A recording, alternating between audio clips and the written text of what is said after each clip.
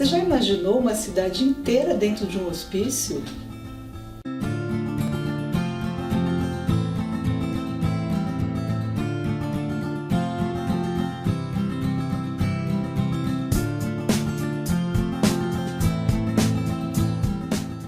Olá, eu sou a Cláudia Lopes e nesse vídeo eu estou inaugurando uma nova proposta aqui no canal, que é a discussão de alguns livros cuja temática possa ser relacionada com a temática que eu trato aqui, que é de psicologia, educação e educação inclusiva. Nesse primeiro vídeo eu vou tratar do conto O Alienista, de Machado de Assis. Se você tiver alguma sugestão sobre livro que gostaria que eu discutisse aqui, pode enviar aqui pelo espaço dos comentários, que eu vou ter o maior prazer em atender.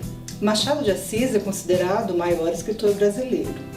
Ele nasceu no Rio de Janeiro em 1839 e faleceu no Rio de Janeiro também em 1908. Machado de Assis nasceu numa família pobre, ele era negro, sempre estudou em escola pública e a forma dele se sobressair na vida pública foi através da sua inteligência, dos seus textos. Ele começou a publicar textos em jornais, aos poucos ele foi ficando mais conhecido, a ponto dele ter fundado com alguns colegas a Academia Brasileira de Letras. Ele tem uma obra bastante extensa e a característica marcante dele é a forma irônica de tratar a hipocrisia social. Ele trabalhava bastante a construção psicológica dos seus personagens e através dessa construção ele fazia crítica social da sua época, mas que até hoje permanece bastante atual. Um bom exemplo é esse conto Alienista, que eu vou discutir aqui com vocês e que é um ótimo exemplo para a gente fazer essa discussão entre os critérios de normalidade, o que é considerado normal, o que é considerado anormal. Como é que você define isso? Machado faz essa discussão através do personagem principal, que é o médico Simão Bacamarte. Um psiquiatra, ele representa o homem de ciência, o homem devotado ao trabalho, devotado aos estudos e que retorna à sua cidade natal e lá resolve construir um hospício, onde ele vai se dedicar a cuidar da saúde mental dos cidadãos. Atenção, alerta de spoiler. Ele constrói esse hospital psiquiátrico na sua cidade de Itaguaí, que recebe o nome de Casa Verde. À medida que ele vai fazendo as suas avaliações e vai fazendo seus tratamentos, ele vai ficando cada vez mais obcecado e cada vez mais ele vai indicando pessoas para serem internadas no hospício. Ele começa a enxergar a loucura em todos os lugares e querer internar todo mundo.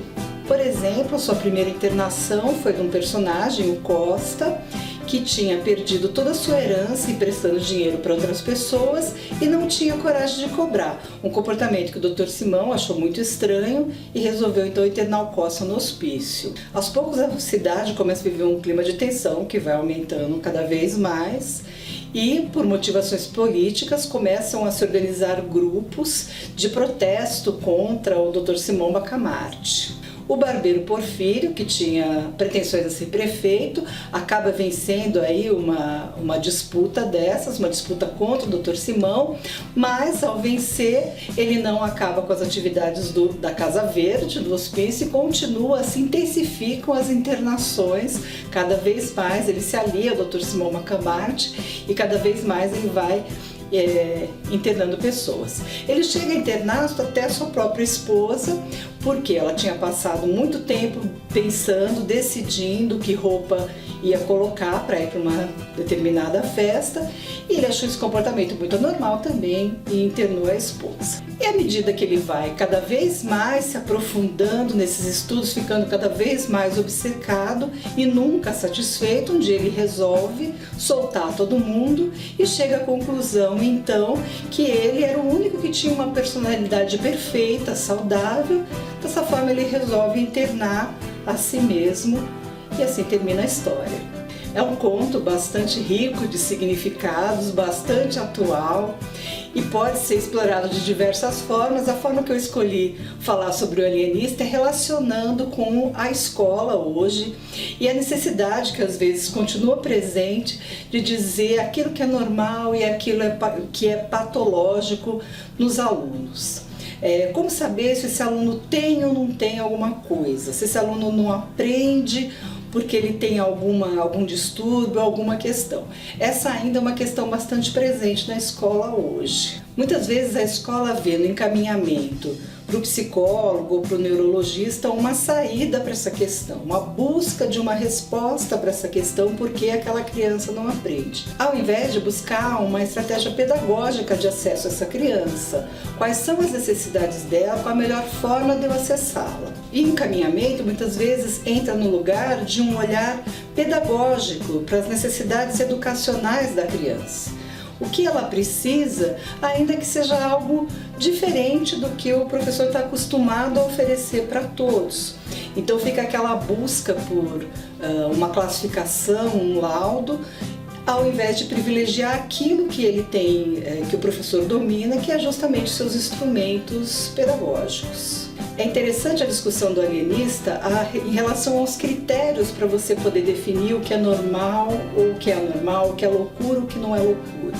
É importante lembrar que esses critérios são sociais e eles vão mudando de acordo com o tempo. Há pouco tempo atrás, em termos históricos, a masturbação ou a homossexualidade eram consideradas distúrbios de personalidade. E atualmente não é mais assim. A gente pode considerar que as classificações psiquiátricas atuais, daqui a 50 anos, vão ser completamente diferentes. Por quê? Porque o limite entre o que é normal e o que é anormal, ele é contextualizado socialmente. É importante lembrar, então, que esses limites não devem estar a serviço da exclusão dentro da escola.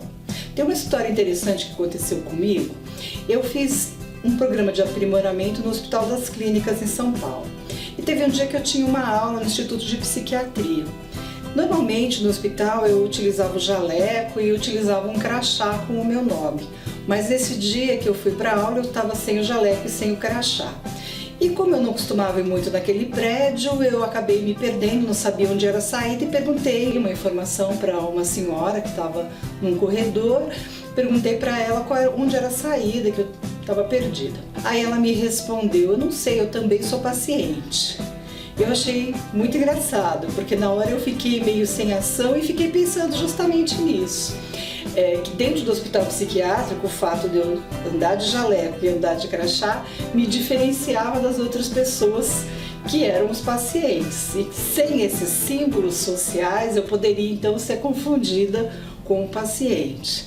Então é bem interessante porque a história do alienista faz a gente pensar justamente nisso. O que são esses divisores? Qual é o significado que eles têm? E são principalmente sociais. E uma mensagem final e importante do alienista também é a questão da luta antimanicomial, o movimento que combate essa ideia de que trancar é a melhor forma de tratar. Hoje se sabe que isolar pessoas por conta de doenças mentais ou de problemas psiquiátricos não é a melhor saída. É importante que elas estejam integradas, estejam trabalhando e que dessa forma então elas podem evoluir muito mais sem serem segregadas. Bom, gente, esses são alguns comentários sobre o alienista. Eu espero que vocês leiam, quem já leu, releia, porque é um texto bastante interessante. O Alienista é um texto que está em domínio público já. Eu vou deixar aqui embaixo um link onde você pode baixar um PDF com uma obra sem precisar pagar nada. É isso então, eu vejo vocês no próximo vídeo. Até lá!